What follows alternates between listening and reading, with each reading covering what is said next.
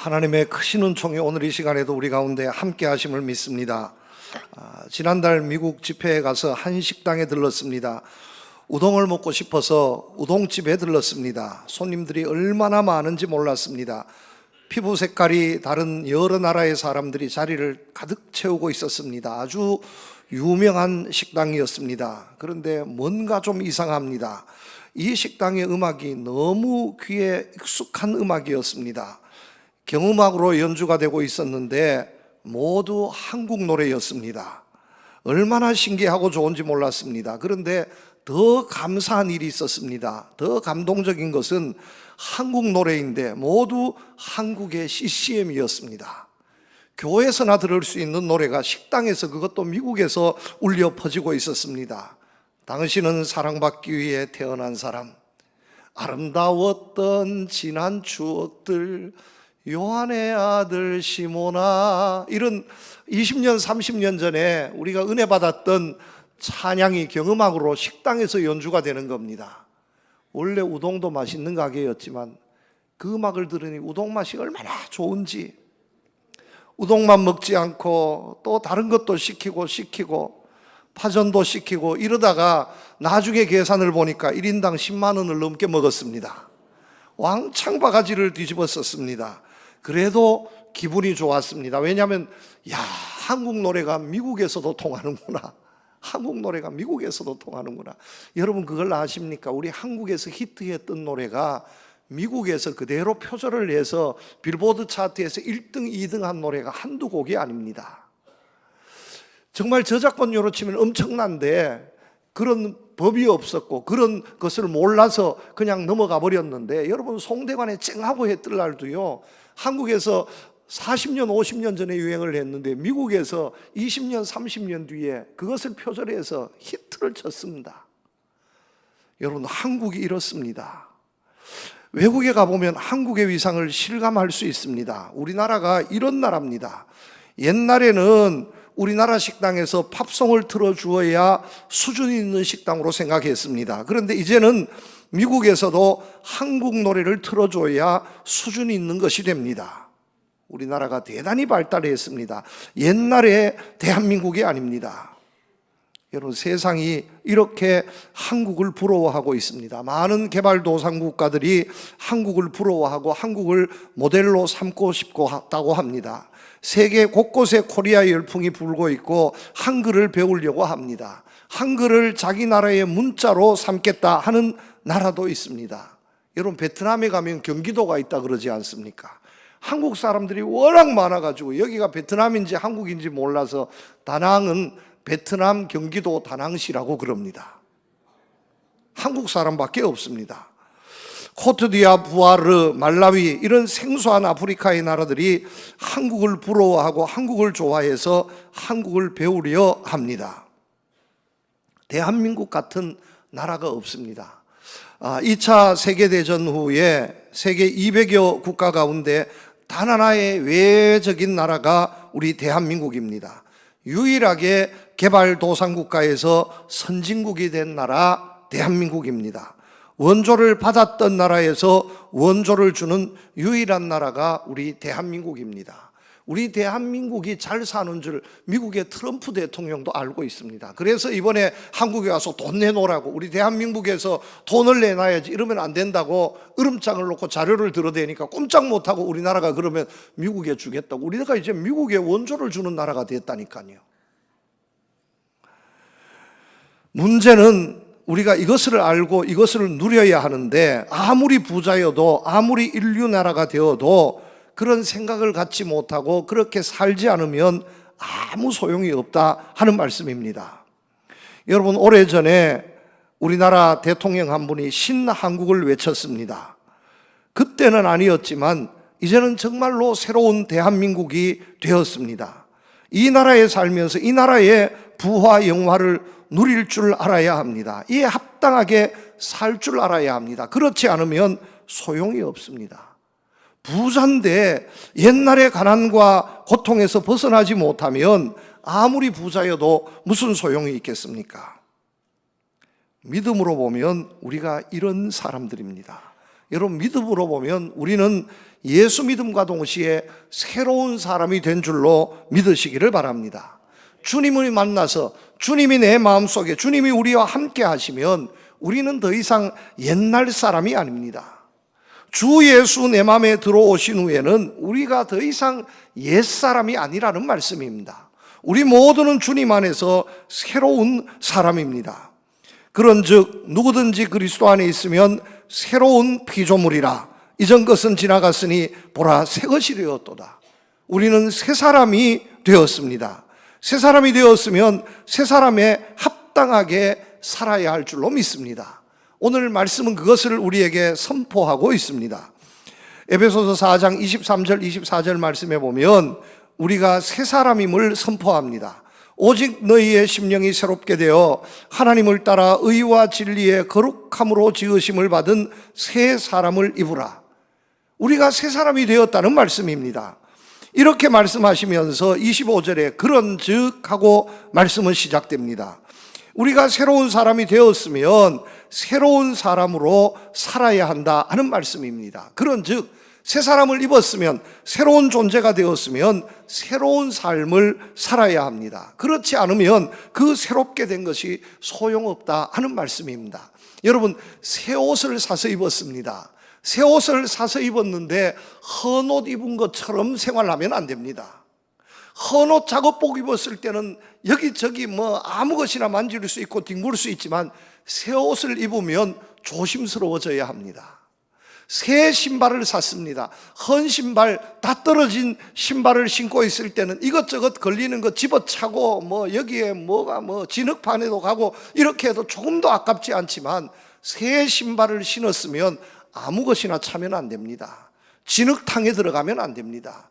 여러분, 새 집에 들어갔습니까? 새로운 차를 사셨습니까? 헌 차를 탈 때는 여기 끌쳐도 저기 끌쳐도 아무 문제가 없습니다. 그런데 새 차를 사면 조그마한 기스가 하나도 얼마나 속상한지 모릅니다. 달라지는 거예요. 달라져야 합니다. 예수 믿어서 우리가 새로운 사람이 되었다는 것도 마찬가지입니다. 옛날을 버리고 새롭게 살아야 하는데 새 사람이 되었으면서도 아직도 옛날처럼 살고 있으면 하나님의 은혜가 떨어지는 겁니다. 하나님의 축복이 사라지는 겁니다. 하나님께서 기적을 베풀어 주시려고 우리를 새로운 존재를 만들어 주셨는데 아직도 옛날처럼 살고 있으면, 여러분 부자가 되었는데도 아직도 거지처럼 살고 있으면, 여러분 새로운 신분이 되었는데도 아직도 자기가 머슴처럼 좀처럼 살고 있으면 그 축복이 우리의 것이 될 수 없다는 말씀입니다. 여러분, 우리는 모두 새 사람인 줄로 믿으시기를 바랍니다. 우리 모두는 주님 안에서 새 사람이 되었습니다. 이전에는 그렇지 않았습니다. 이전에는 죄 때문에, 이전에는 마귀 사탄 때문에 옛 행실을 그대로 다 가지고 있어서 하나님의 은혜가 있어도 하나님의 은혜가 내 것이 되지 못했습니다. 그런데 이제는 달라졌습니다.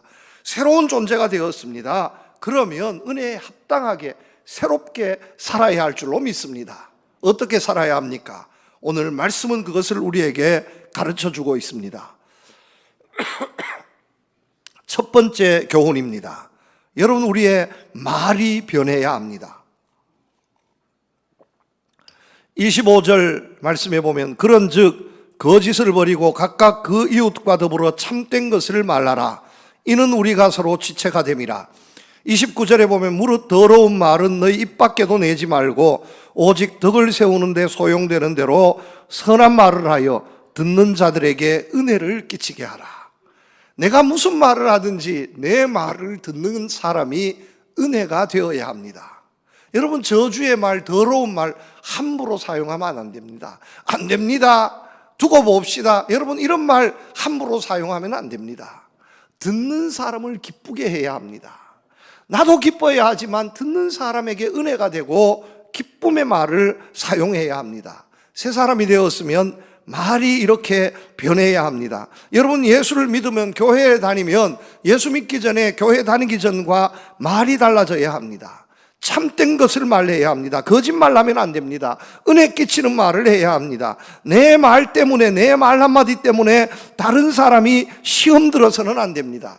나는 하고 싶은 말 했지만 듣는 사람의 마음에 비수가 꽂혀져서 시험 들고 견딜 수 없는 고통을 주는 말이라면 1절 내 입에서 삼가해야 합니다. 덕이 되는 말, 은혜가 되는 말, 참된 말을 해야 합니다.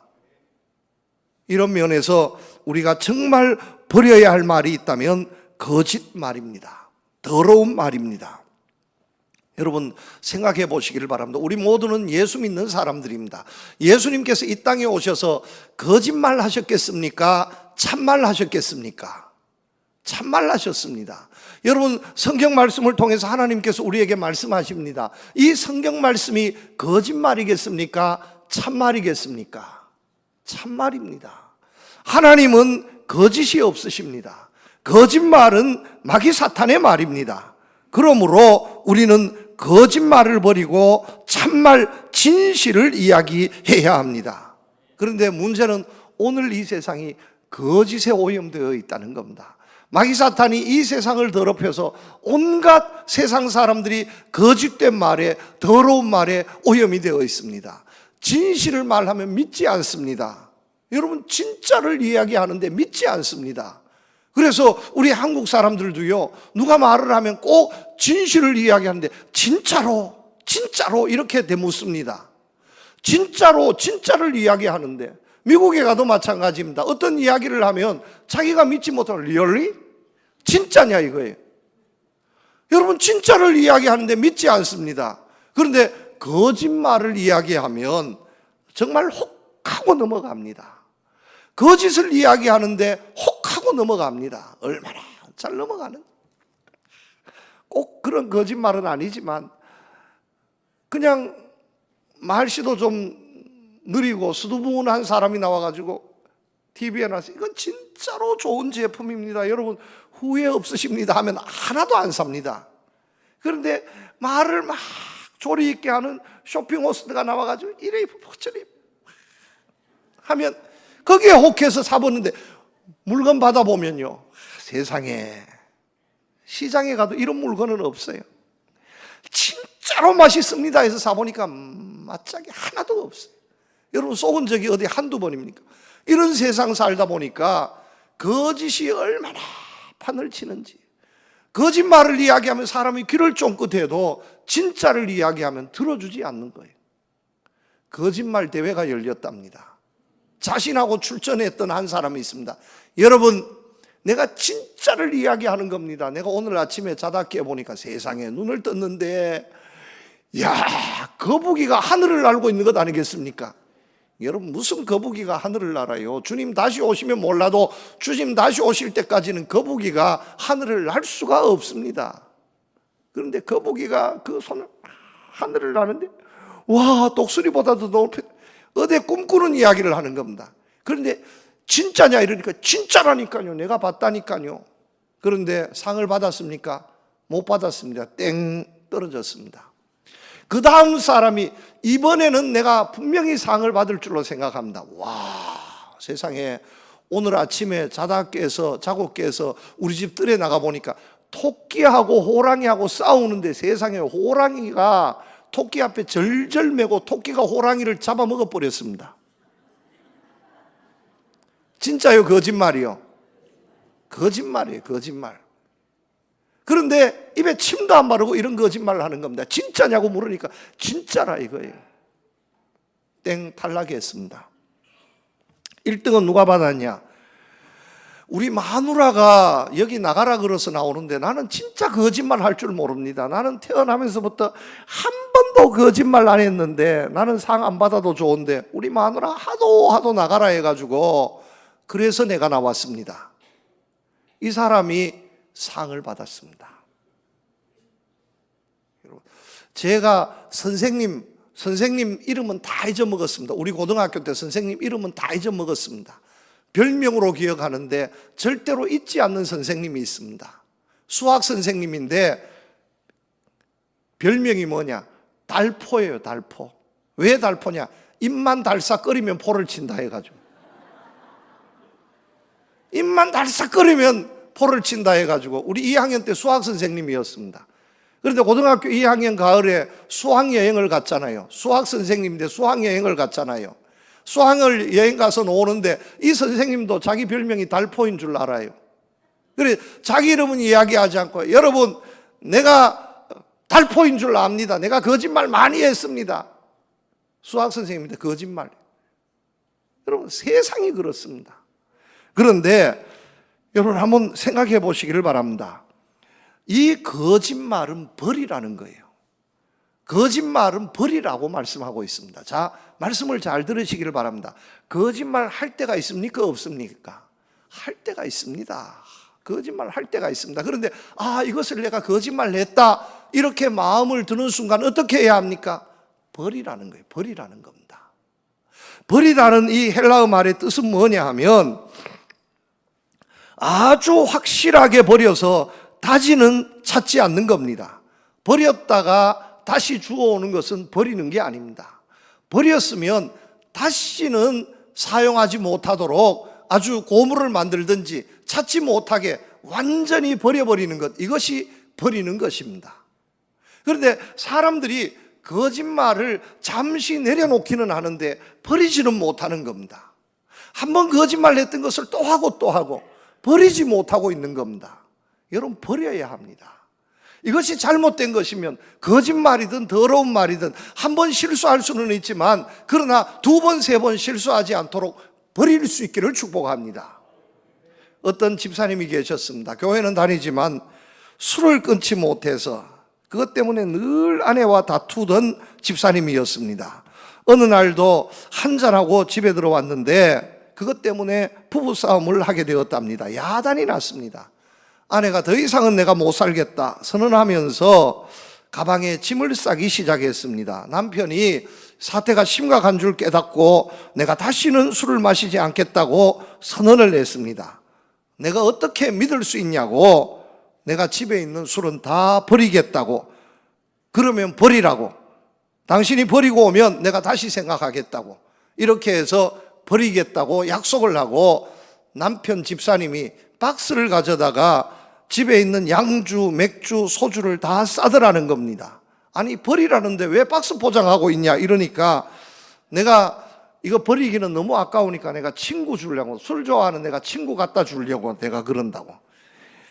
그럴 거면 내가 다 안 산다고 다시 방에 들어가서 가방을 싸고 막 문을 쾅 걸어 잠그고 야단하니까 이제 그 남편이 이제는 친구 준다고 박스 포장해서 잠시 갖다 맡겨둘 수도 없고 아내를 버릴 수도 없고 같이 살기는 살아야 되는데 어떻게 하면 좋겠냐고 술병을 깨고 하수구에 술을 다 버리라고 그러니까 그러면 내가 그렇게 하겠다고. 그래서 그 술을 가져다가 욕실에서 병을 깨고 그 양주를 버리는데 하수구에 쏟아넣는데 눈물을 철철 흘리고 하더라는 거예요. 너무너무 아까워서. 여러분 이렇게 해서라도 버려야 하는 겁니다. 다시는 주워오지 못하게 버려야 하는 거예요. 여러분 거짓말, 더러운 말 하지 마시기를 바랍니다. 그런데 때로는 거짓말 할 수 있을 때도 있습니다. 탈무드에 보면 이렇습니다. 사람이 왜 거짓말을 하냐 하면 자기 때문에 거짓말을 합니다. 자기의 유익 때문에 거짓말을 합니다. 그런데 다른 사람의 기쁨, 다른 사람의 유익을 위해서는 거짓말해도 좋다고 말합니다. 나에게 유익이 되지 않고 때로는 거짓말이 필요할 때가 있는데, 아니 어떤 사람은 또 이렇게 말하는 것도 있어요. 내가 거짓말을 하지 못하고 차라리 내가 침묵하겠다. 그런데 침묵은 거짓말보다 더 나쁜 경우도 있습니다. 그런데 거짓말 해야 할 때도 있는데 어떤 때냐? 탈무드에 보면 이런 한 두세 가지 경우에는 거짓말 해도 좋다는 거예요. 어떤 때냐? 신부가 처녀가 진짜 못생겼어요. 그런데 결혼하는 날 신부 화장을 쫙 했는데 그 신부 화장하는 것을 보고 진짜 못생겼다. 신부 화장을 해도 어쩜 이렇게 못생겼어. 이렇게 말하지 말라는 거예요. 신부 화장했으면 진짜 신부 화장을 해도 화장빨이 안 받고 못생겨도 신부 보고 야 진짜 예쁘다. 천사보다 예쁘다. 이런 거짓말은 해도 좋다는 말씀입니다. 이해가 되시겠습니까? 또 거짓말 해도 좋은 것이 뭐냐 하면 어떤 식당에 갔습니다. 식당에서 밥을 사 먹는데 내 입맛에 안 맞아. 그러면 내 입맛에 안 맞으면 그냥 입맛에 안 맞는 것으로 끝내야지. 내 입맛에 나는 안 맞다. 진짜인데 이렇게 말하지 말라는 겁니다. 입맛에 안 맞아도 맛있다고 얘기하라는 겁니다. 입맛에 안 맞아도 맛있다고 얘기하라는 거예요. 왜냐하면 개중에 앉아서 식사하는 분들 중에는요, 그냥 무엇을 먹어도 맛있는 분이 있습니다.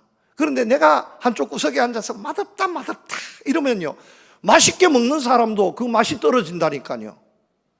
그래 남에게 피해를 주는 겁니다.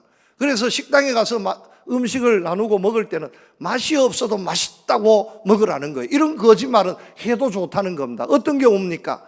나는 유익이 되지 않고 내 한 거짓말로 통해서 다른 사람이 유익이 되는 겁니다. 나의 유익을 추구하는 게 아닙니다. 다른 사람이 기뻐하고 은혜가 되면 그런 거짓말은 용납이 되지만, 그러나 자기의 유익을 위해서는 거짓말 하지 말라는 겁니다. 더러운 말 하지 말라는 겁니다. 여러분, 그래도 우리 하나님은 거짓말 하는 것보다 참말 하는 것을 좋아하십니다. 정직한 말을 좋아하십니다. 세상은 온통 거짓에 오염되어 있다 할지라도 우리 교회와 우리 성도님들은 은혜가 되는 참말을 할 수 있는 성도님들 되시기를 축복합니다. 이것이 새로운 사람의 시작입니다. 두 번째입니다. 분을 내어도 죄짓지 말아야 합니다. 여러분, 분을 내어도 죄짓지 말며 해가 지도록 분을 품지 말고 마귀에게 틈을 주지 말라 하고 말씀하고 있습니다. 예수 믿는 사람도요, 화낼 수 있습니다. 우리 주님도 화낼 때가 있었습니다. 분노가 치밀어 오를 때 있습니다. 어떻게 사람이 일생을 살면서 80년, 90년, 100년을 살면서 화를 한 번도 내지 않고 살 수 있겠습니까? 화를 낼 수 있습니다. 그런데 분이 오래 가서는 안 된다는 말씀입니다. 화를 낼 때 내어야 합니다.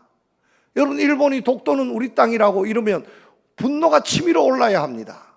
김정은이가 핵폭탄을 쏘았습니다. 미사일을 쏘았습니다. 이러면 분노가 치밀어 올라야 합니다.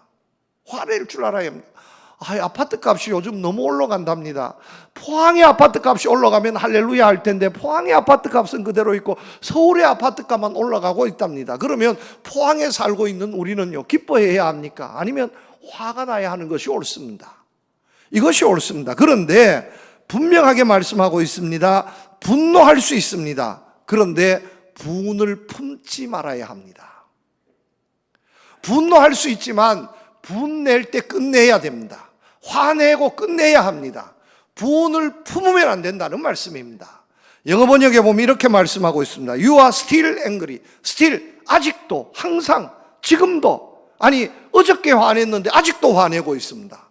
지난주일 화냈는데 아직도 화내고 있는 거예요. 여러분, 이것은 안 된다는 겁니다. 지난주일을 화낼 수 있습니다. 그런데 주일이 바뀌었습니다. 오늘 새로운 주일이 되었습니다. 그러면 방실방실 우는 얼굴로 예배드리러 와야지. 지난주일을 화냈다고 아직도 화내고 시큰둥하게 이렇게 대하고 있습니다. 여러분, 이러면 안 된다는 거예요. 부부싸움 했습니다. 싸움할 수 있죠. 어떻게 싸움 없이 살 수 있겠습니까? 부부싸움 하면요, 때로는 정이 더 나는 거예요. 정이 더 나. 안 싸우는 사람보다, 안 싸우는 사람은 감정이 없는 사람이야.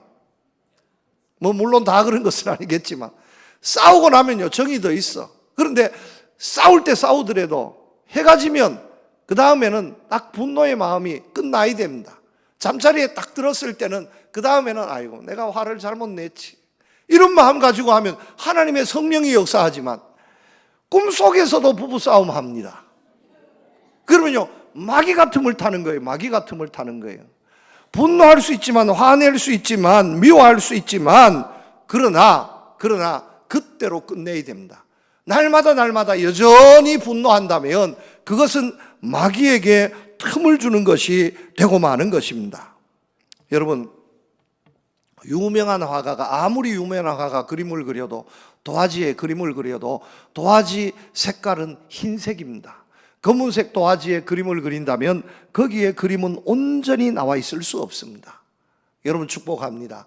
화낼 때가 있지만 분노의 얼굴로 살아가지 마시고요, 기쁜 얼굴로 살아가시기를 축복합니다. 우리 주님 안에서 예수 믿으면 기쁨이에요. 즐거움입니다.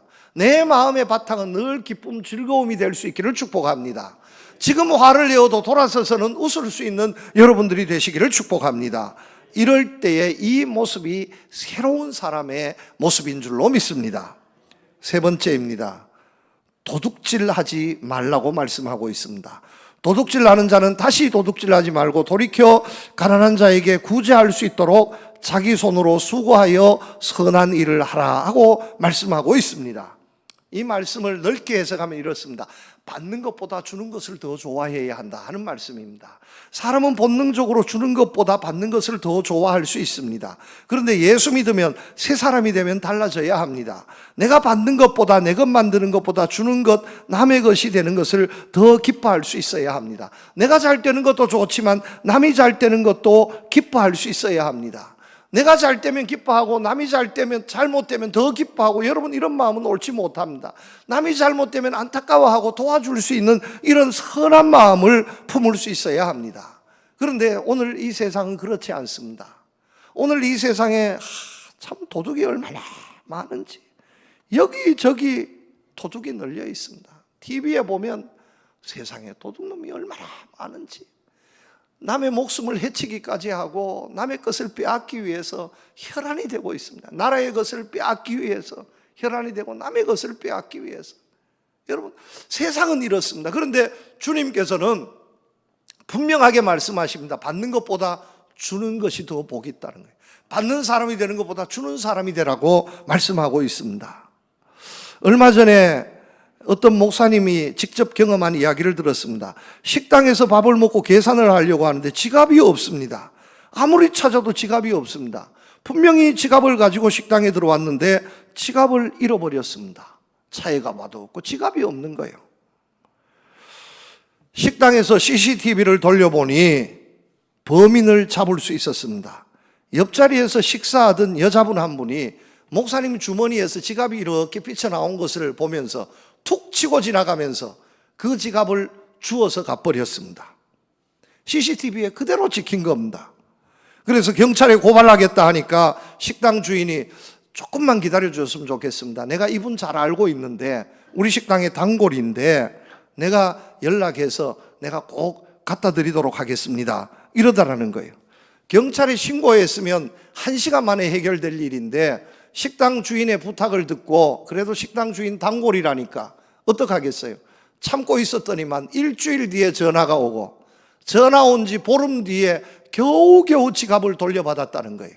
제가 봐서는 그 지갑 훔쳐가서 돈 다 써버렸어요. 그래서 그 돈 다 들어있었더냐 하고 물으니까 들어있었는지 안 들어있었는지 모르겠다는 거예요. 왜냐하면 한 50만 원, 60만 원 됐는데 얼추 맞기는 한데 몇 장 없어진 것 같더라는 거예요. 여러분, 세상이 이런 세상입니다. 남의 주머니에 있는 것도 빼내가지고요, 자기가 그냥 모른 척하고, 그런데 다 드러나게 되어 있습니다. 여러분, 교회에도 도둑이 있습니다. 아니, 그 말씀이 무슨 말씀이에요? 몇 해 전에 아주 신문에 크게 보도되었습니다. 교회에서 소매치기를 잡았습니다. 소매치기 일당이 20명, 30명 조직을 만들었다는 겁니다. 그런데 제일 황금어장이 언제냐? 교회라는 겁니다. 교회 주일 예배, 서울에 수천 수만이 모이는 교회, 거기가 최고로 소매치기 좋다는 겁니다. 왜냐하면 큰 교회들마다 헌금함을 두고, 또 헌금함도 들고 가기 쉽지만 또 헌금함 말고 또 헌금 시간이 있어서 이렇게 헌금 주머니를 돌리는데, 헌금하기 전에 우리 성도님들은 너무너무 착해서 하나님께 바칠 것이라고 성경 찬송 위에 미리 11조 감사헌금 다 얹어놓고 예배를 드린다는 거예요. 그래서 우리가 헌금 시간은 뒷순서에 있지 않습니까? 장로님 기도할 시간이 되면 헌금이 다 없어져 버리는 거예요. 성경 찬송 위에 얹어놓았던 헌금이 11조가, 아니 두툼했던 봉투가 기도하고 나니까 없어져 버린 겁니다. 이렇게 해서 문제가 되었습니다. 그런데 황금어장인 줄 알았는데 교회에서 소매치기를 하다가 그 소매치기 일당 30명이 일망타진이 되었습니다. 왜냐하면 성도님들은 눈을 감고 예배를 드리지만 예배당 안에 CCTV가 있는 줄을 몰랐습니다. 지금 이 예배당 안에도요, 예배 시간이 실시간으로 다 녹화가 되고 있습니다. 제가 어느 성도님이 예배 참석했는지 기억이 되지 않아도요, 이 예배 실황을 나중에 돌려보면, 유튜브에서 또 동영상에서 돌려보면 여러분 다 나와 있습니다. 그런데 세상에 헌금 시간에 20명, 30명이 그 수만 명이 모이는 교회에 돌아다니면서 눈에 띄는 것 집어넣다가 다 잡힌 거예요. 여러분, 세상을 이렇게 살아서는 안 된다는 말씀입니다. 하나님이 보십니다. 남의 것을 탓했습니다. 남의 것을 도둑질을 했습니다. 11조를 어기는 겁니다. 10계명을 어기는 겁니다. 하나님이 다 아시는 거예요. 하나님의 은혜, 축복이 사라집니다. 여러분, 네 번째는 성령을 근심하게 하지 말아야 합니다. 하나님을 근심하게 해서는 안 된다 하는 말씀입니다. 우리는 하나님을 기쁘시게 하는 사람이 되어야 합니다. 예수를 믿는 순간 내가 기쁜 것보다 하나님이 기뻐하는 것이 더 좋습니다.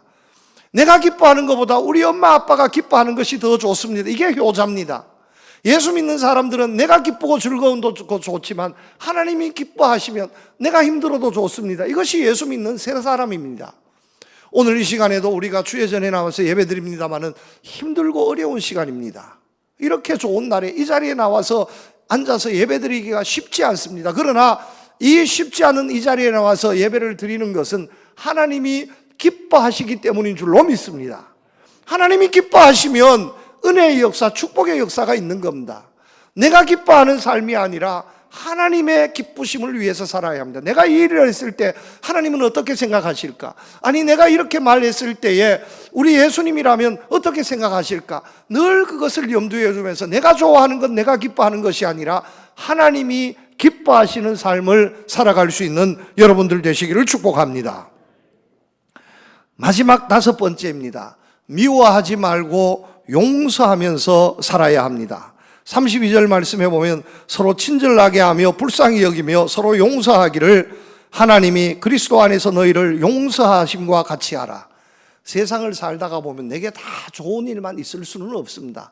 내게 해를 끼치는 사람도 있고 내가 감사해야 할 사람도 있지만 내게 불편한 사람도 있을 수 있습니다. 이런 사람들을 다 미워하면 안 된다 하는 말씀입니다. 용서하라는 겁니다. 너그럽게 용서하라는 겁니다. 주님께서 우리를 용서해 주심 같이 우리도 용서할 수 있어야 합니다. 우리가 주님 가르치신 기도하지 않습니까? 이 땅에서 우리의 죄를 내가 용서해 준 것처럼 하나님 우리의 죄도 용서해 주십시오. 내가 용서하지 못하면 하나님께서도 날 용서해 주지 않습니다. 내가 사람을 미워하면 하나님께서도 날 미워할 수 있습니다. 용서해야 합니다. 용서해야 합니다. 어떤 목사님께서 이렇게 용서에 대해서 미워하지 말라고 설교 말씀하시면서 성도님들께 이렇게 물었답니다. 이 자리에 미워하는 사람이 하나도 없는 분은 손들어 보십시오 하고 이렇게 말하니까 아무도 손드는 사람이 없더랍니다. 한 분도 없습니까? 하고 다시 물으니 이 앞에 앉아있던 성도님 한 분이 손을 들더라는 거예요. 저는 없습니다. 이분의 나이가 100세가 되었습니다. 100세 된 노인 한 분이 손을 들면서 저는 없습니다. 그래서 목사님이 너무너무 신기해서 다시 물었습니다. 정말로 미워하는 사람이 한 분도 없습니까? 하고 물었습니다. 그랬더니만 이 100세 된 성도님이 이렇게 대답하더라는 거예요. 옛날에는 많았는데 다 죽어버렸어. 여러분, 어떻게 미워하는 사람이 없을 수 있겠습니까? 그런데 용서해야 합니다. 용서해야 돼. 정말로 미워할 수밖에 없어도 용서하면 하나님의 더 크신 용서가 내게 있을 줄로 믿습니다. 여러분, 우리 모두는 새로운 사람입니다. 세상에 예수 믿지 않는 옛날 사람과 달라야 합니다. 영적으로 달라야 합니다. 말이 달라야 합니다. 생각이 달라야 합니다. 삶이 달라야 합니다. 새롭게 살면 새로운 하나님의 은혜 축복이 우리의 삶 가운데 더 넘치게 있을 줄로 믿습니다. 이런 축복이 있는 우리 교회, 우리 성도님들 되시기를 주님의 이름으로 축복합니다. 하나님 아버지 감사합니다. 우리를 새롭게 하여 주심을 감사합니다. 새로운 삶을 살아서 새롭게 말하고 새롭게 생각하고 새롭게 살아서 하나님의 더 크신 은혜와 축복 누리는 우리 교회, 우리 성도들 되게 하여 주시옵소서. 예수님 이름으로 기도드립니다. 아멘.